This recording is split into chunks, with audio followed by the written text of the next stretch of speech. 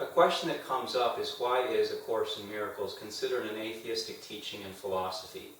The reason for that is that the teaching of the Course is that none of what we declare to be reality, none of what we're familiar with and tangible in our dualistic framework exists. That the only truth is that of God as a non-dualistic state, and that's where perfect love and perfect peace is. So God and everything else that we consider known to us and familiar to us as our reality are two mutually exclusive states. So God doesn't participate in this world. God knows nothing of this world. Indeed, the world simply doesn't exist. And again, the reason for that is that the idea of being able to be separate from non-duality, that there can be duality when God is non-duality, is an impossibility. So the idea of being separate from God, the tiny mad idea, is a fantasy which begets another fantasy of guilt, or taking the tiny mad idea, the idea of being separate, seriously, and that begets another fantasy, which is our world. So there's a dream that we live in, within the dream of the mind of guilt, within the dream of a separated mind, and the only truth is God, who remains separate and apart from that and completely unaware of that. The Course would say that if God knew of any of this, if God allowed for any of this, let alone made any of it, or was even involved, it would certainly be, God would then be cruel as well as insane like the rest of us. So again, this is all illusion, that is truth, and so truth cannot enter illusion. In fact, truth merely remains separate. Truth is truth. It doesn't need anything to demonstrate it, justify it, teach it, appreciate it. It is merely true. Another way to consider that would be that non-duality has no relationship. What we're familiar with and what we want is duality, where everything has a relationship with each other. And in that relationship, all that we're really doing is categorizing things then according to the specialness that we attribute them. Either special hate, that they displease me and I see them as the cause of my upset, or special love and I categorize them as being pleasurable to me, and more often than not recognizing my special attributes. And so all that we do is take duality and then judge the other component to it. It's helpful sometimes to recognize, too, that the nature of the world is that as a body gets sick, it sometimes vomits out its sickness and ability to kind of free the body of the toxin that is causing the illness. The body does that because it enacts what the mind does. The mind tries to get rid of the guilt, get rid of the illness, get rid of the experience of sickness by vomiting it out as a projection, which, forgive me for the gross analogy here, but the world then is that vomiting of the guilt of the mind, an attempt of the mind to rid itself of that guilt. So it's helpful to remember that, because what can one do then with the world? Simply recognize it as that and no longer seek for anything in it, and then at the same time recognize that this is a false attempt. One of the options that we do have in the world is this notion of a holy instant, which is, in spite of all our efforts to block the memory of truth and to maintain our specialness, maintain our separation and our duality, there are moments when we simply cannot completely block it out. And what we then remember is that experience of truth. Now, having projected ourselves and believing ourselves to be in the world, the danger becomes that we look at a holy instant and a holy relationship and then immediately become frightened of its implications and then put it back into a special love relationship. This is oftentimes what happens with iconic figures or religious figures, religious books, is that they might for a while reflect the memory of truth, but we become frightened of not only going to the guilt in our mind, but even going past that and remembering the truth, and the fear then becomes of God, and not so much of God doing anything, but that we will melt into the heart of God and simply disappear. So rather than kind of attending to the reflection of love and going back to where it comes from, we then reassign it to a special love category in our world. So everything in the world, the special love, the special hate, what it does is redirects us back to the source. Again, when you see vomit on the floor, you can pretty much guess that somebody is sick. So we look at the world, we understand that the mind is sick, and then we can go back here and really begin to evaluate, is that sickness in my best interest?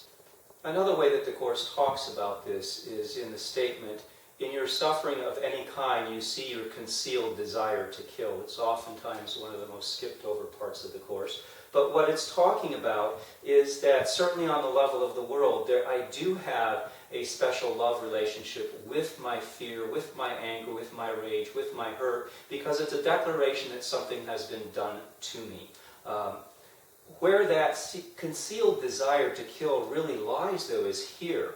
And the desire to kill is to kill off the memory of truth, to kill off the truth of myself as Christ, as non-duality. And so everything then that is in the world comes from this guilt being projected out. And so all of my suffering in the world, whether it's stubbing my toe, a paper cut, or being annihilated, having a very painful disease, having psychological torture, any of those things, what it really is hiding, including my special love relationships, because as we've talked about, that's simply a cover for the special hate. So what I'm really hiding is the content of my mind, which has that guilt, which is the desire to kill off the memory of truth, to kill off, in essence, God, Christ, non-duality, and establish myself as my own special individual being.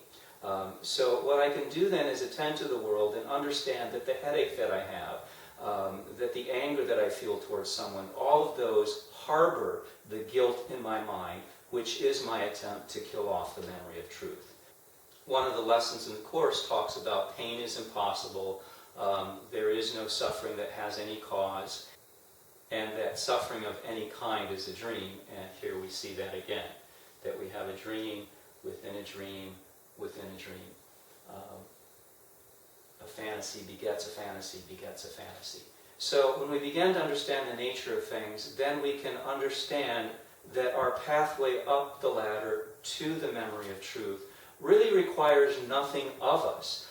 Truth requires nothing. To be the peace, to be the love, to be the Christ, to be God is simply to be. It requires nothing. So there is that line also in the Course that says, you need do nothing. And what that is talking about is that on a state of mind, what I'm doing is introducing guilt. And so if I don't do that, then my mind remains clear and I remember the truth of God.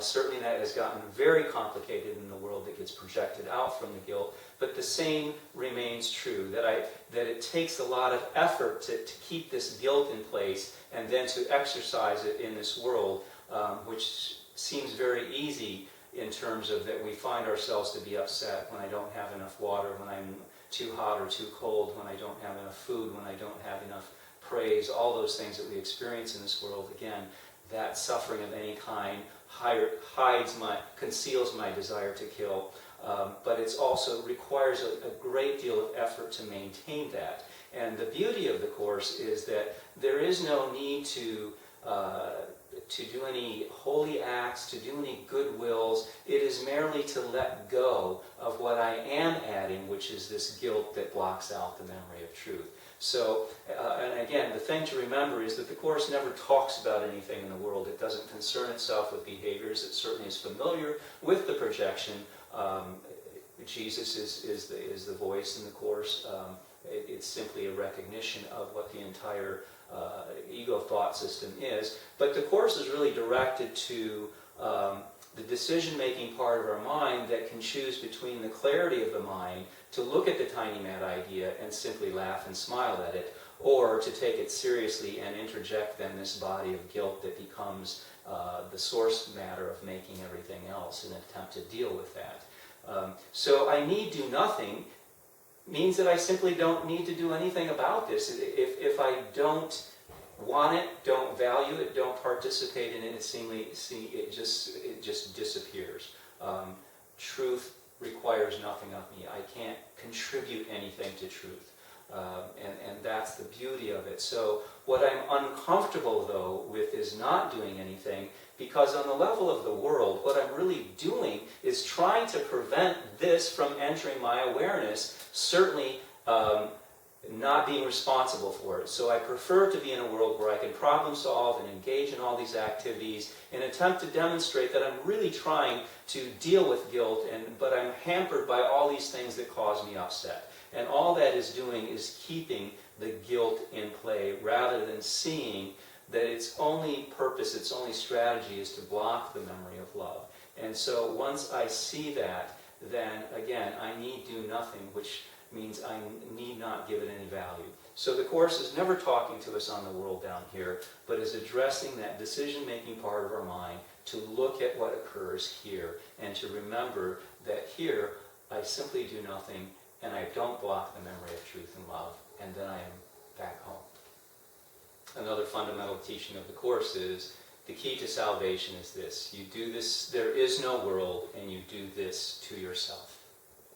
The Course begins with nothing real can be threatened and nothing unreal exists. Therein lies the peace of God.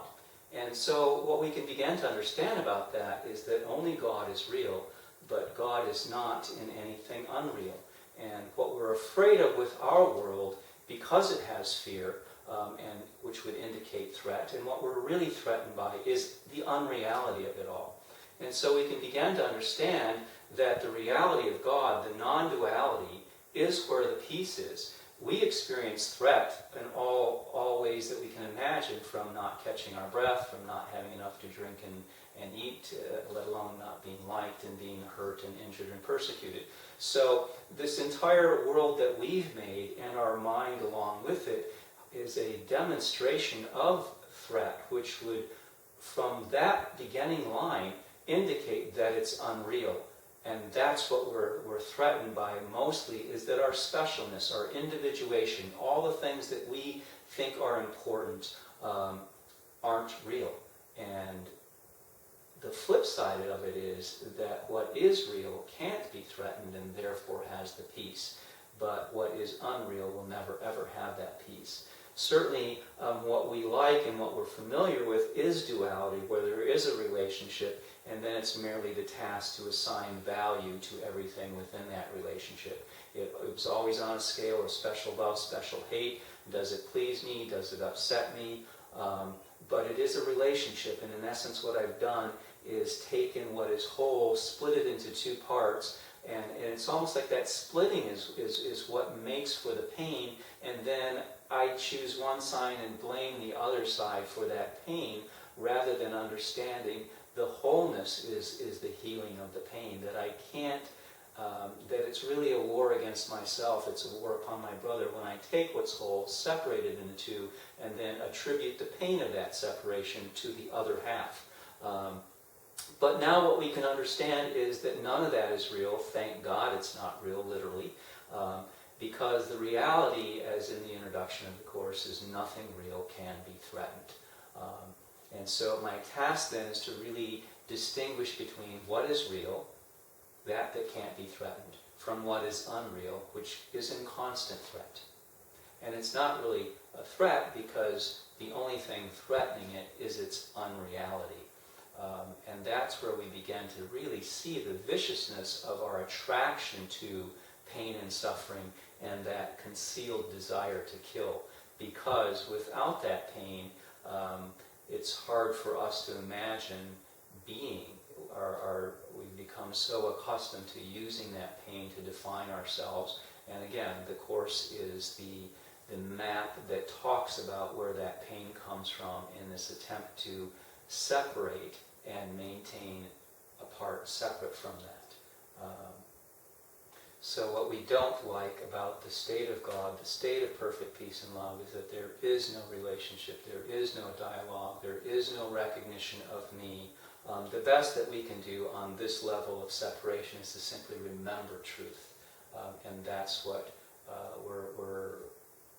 the spiritual life, the spiritual awakening is designed to do, is to remember truth.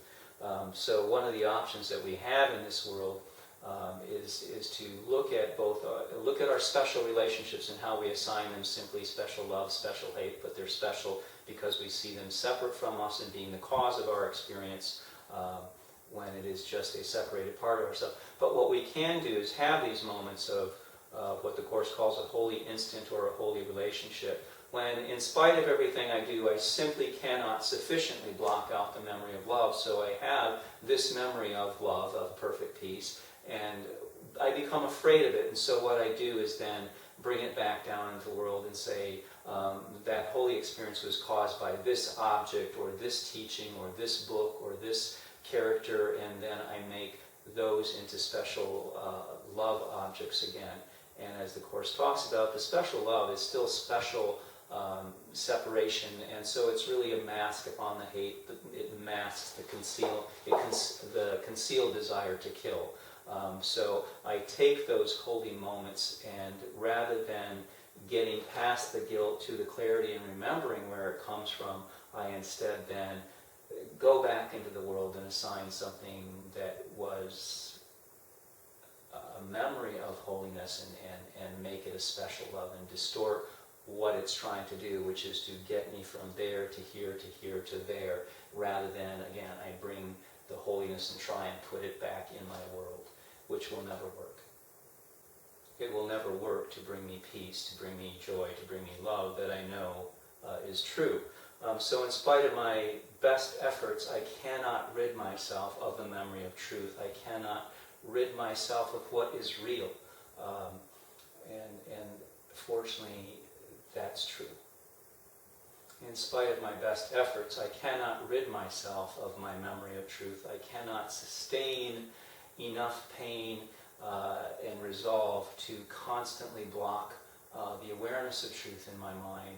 So in spite of my best efforts to replace, to substitute, to undo truth, truth remains true, and all that I can do is merely object to that or let go of my objection. And even when I let go of my objection, my truth is still love. Non-duality still exists, and it simply is there for whenever I want to go back. As long as I'm objecting, what I have to do is sustain my objection and live with my objection, and therein lies the hell that I have made for myself and the unreality that I live in.